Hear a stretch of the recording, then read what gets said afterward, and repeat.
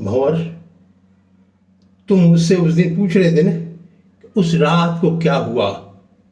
तो मैं आज तुम्हें बताता हूँ कि उस रात क्या हुआ। मैं खाना खाने के बाद जब टहलने के लिए निकला तो दूर तक निकल पड़ा, शहर के बाहर निकल आया। सुनसान सन्नाटेदार सड़क थी। मैं आगे बढ़ता गया, आगे बढ़ता गया।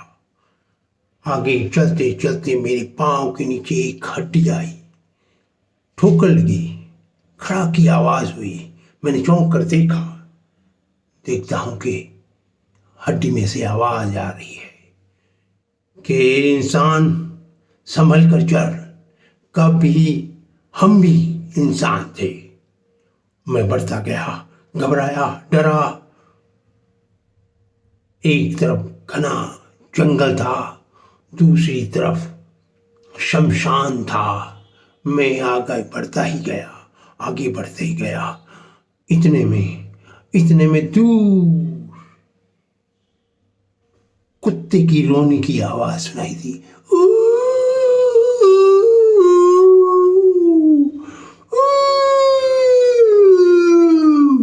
मैं घबराया, मैं डरा, फिर भी हिम्मत करके मैं आगे बढ़ा।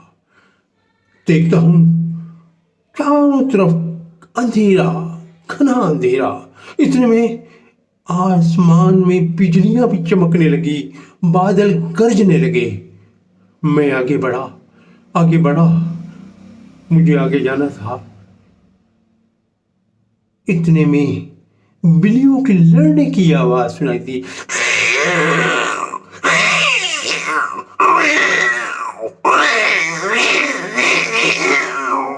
मैं डर के मारे कांपने लगा।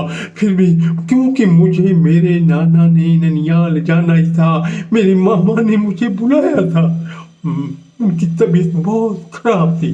मैं कैसे करते करते आगे बढ़ा तो इतने में दूर कहीं गुग्गू राजा यानी कि उल्लू की आवाज सुनाई दी। गू गू गू गू मैं फिर घबराया, लेकिन मैं आगे बढ़ते गया, आगे बढ़ते गया। इतने में मुझे दाहिनी तरफ एक जलती हुई मोमबत्ती दिखाई दी, एक रोशनी दिखाई दी। मैं उसकी तरफ बढ़ा। मुझे लगा यही मेरी मामा का घर है, मेरा ननियाल है, और मैं उसकी तरफ बढ़ता गया। आगे जाता हूँ, दरवाजा बंद था और अंदर से किसी औरत के रोने की आवाज आ रही थी। मुझे मत मारो, मुझे मत मारो, मुझे मत मारो। मैं घबराया, मामा के घर में ही क्या हो रहा है, कौन रो रहा है। इतने में फिर उल्लू की आवाज आई।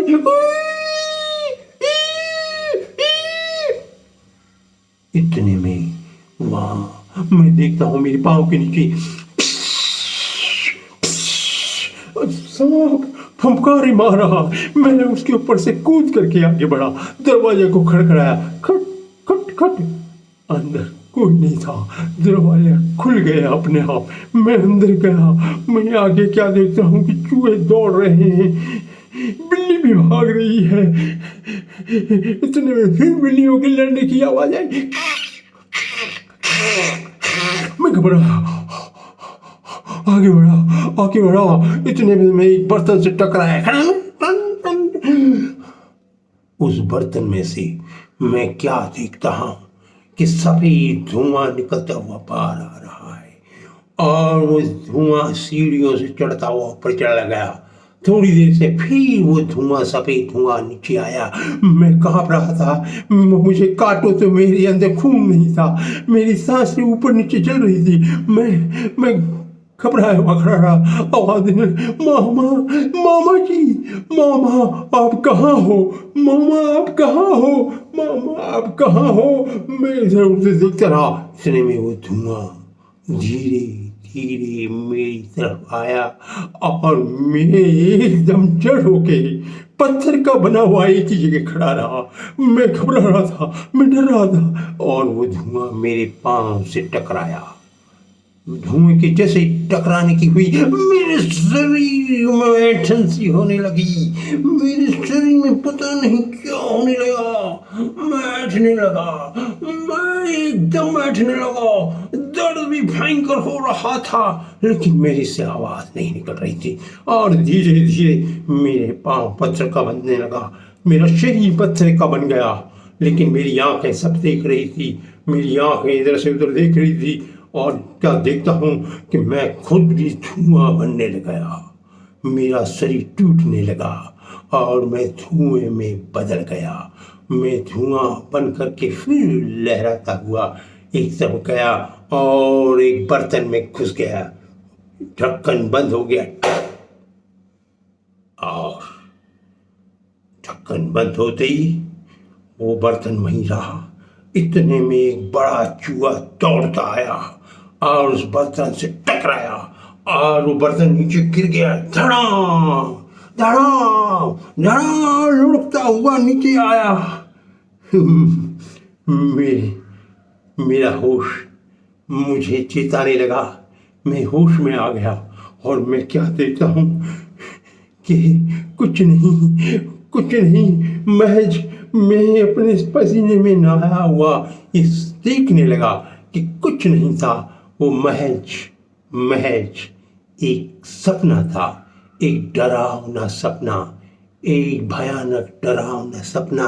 और मैं भगवान की मूर्ति के सामने गया और भगवान के चरणों में हाथ लगा करके भगवान से प्रार्थना की, हे भगवान, जिस प्रकार मेरी रक्षा की उसी प्रकार से संसार में सबकी रक्षा करना। जय हो प्रभु, जय हो प्रभु।